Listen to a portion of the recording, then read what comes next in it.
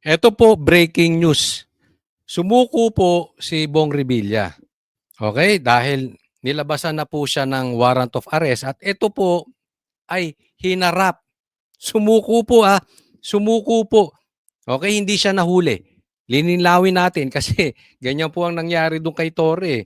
But ibang kwento yon kasi may sumuko tapos sinabi niya nahuli. Hindi po. Ito, sumuko. Okay? Tingnan po natin. Kasi meron din na namang kababalaghang ginawa patungkol dito kay Bong Revilla.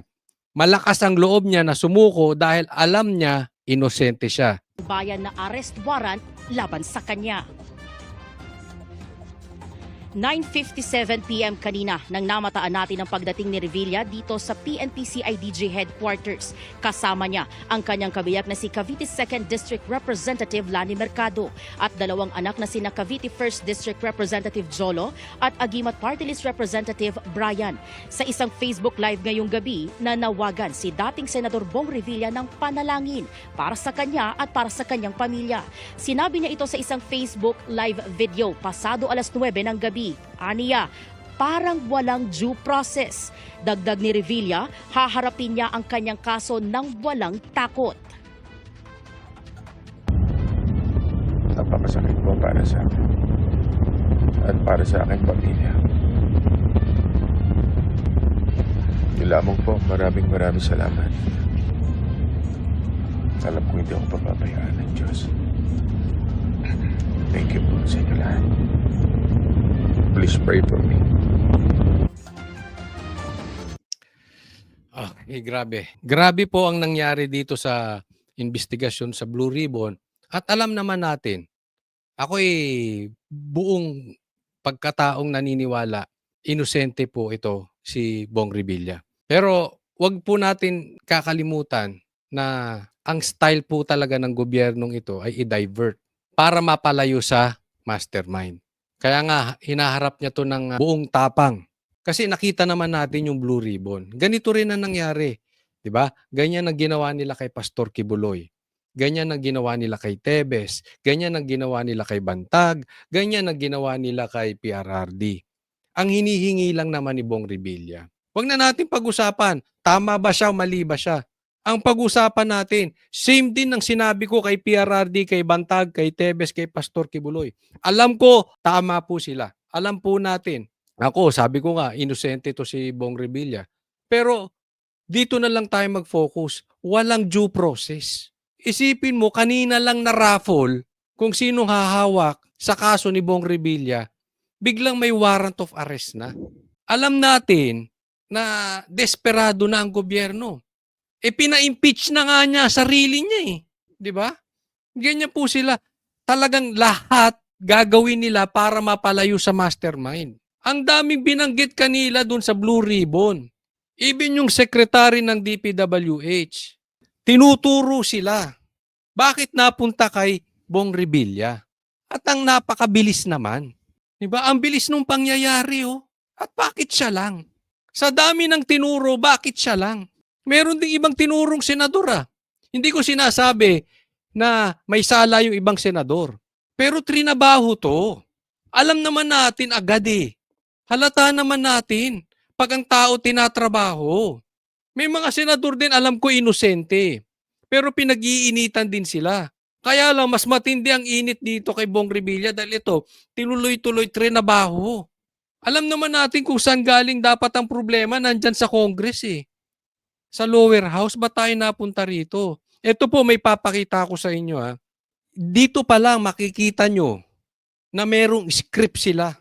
Dito pa lang makikita nyo, tinatrabaho po si Bong Revilla. Tingnan po natin. Ito po. Kanina, yung abogado na pinakita ko sa inyo, yung abogado ng First Lady, siya din ang nag-impeach doon kay Presidente Bongbong Marcos. Nakakapagtaka, di ba?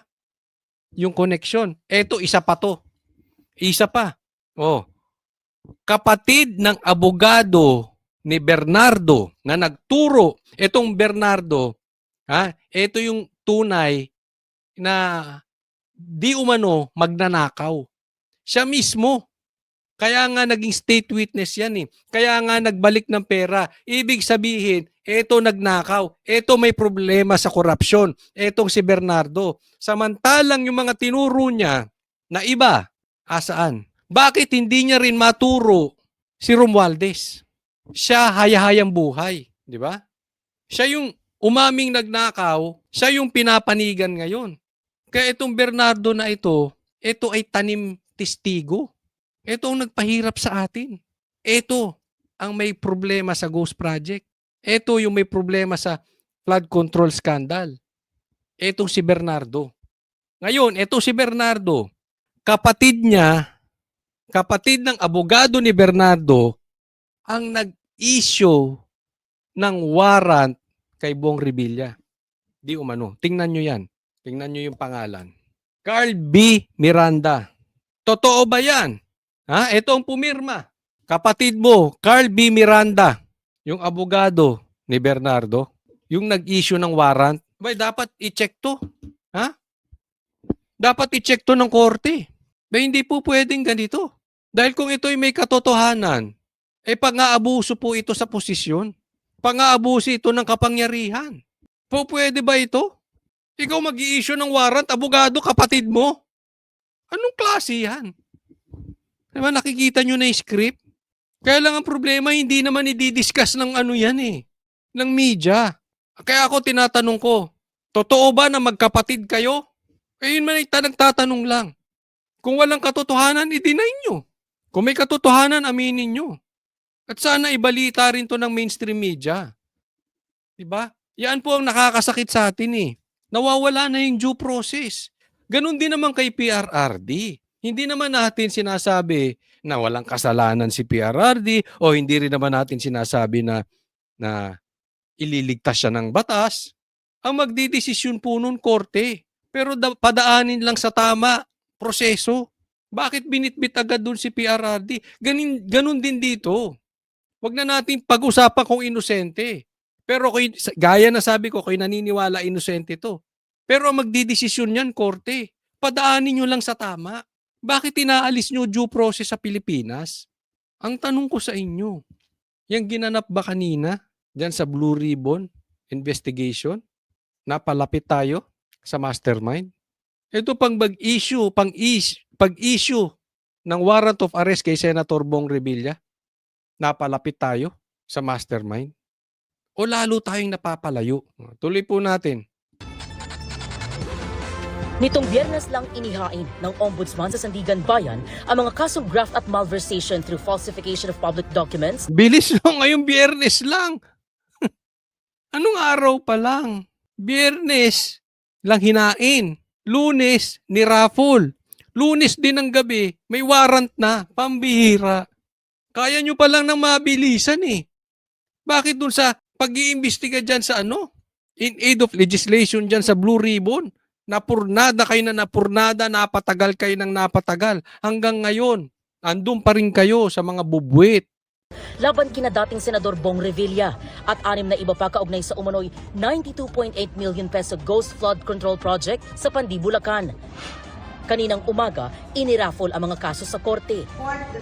4th Division ang hahawak ng kasong graft sa pamumuno ni Justice Michael Frederick Musni. Ang malversation case na walang inirekomendang piyansa na iraffle sa 3rd Division kung saan chairman si Justice Carl Miranda. At bago mag-alas 6 ng gabi, nag-utos ng maglabas ng arrest warrant ang Sandigan Bayan. Ang bilis, ni raffle, Biyernes sinampa, Lunes ng umaga ni raffle, gabi. Ha? May warrant na. Oh, wala pang bail. Baka bukas ng pagkagising ko, meron ng death penalty. Meron ng electric chair. Baka lintik na yan. Martes ng gabi, huhusgahan na. Electric chair. Si Bong Revilla.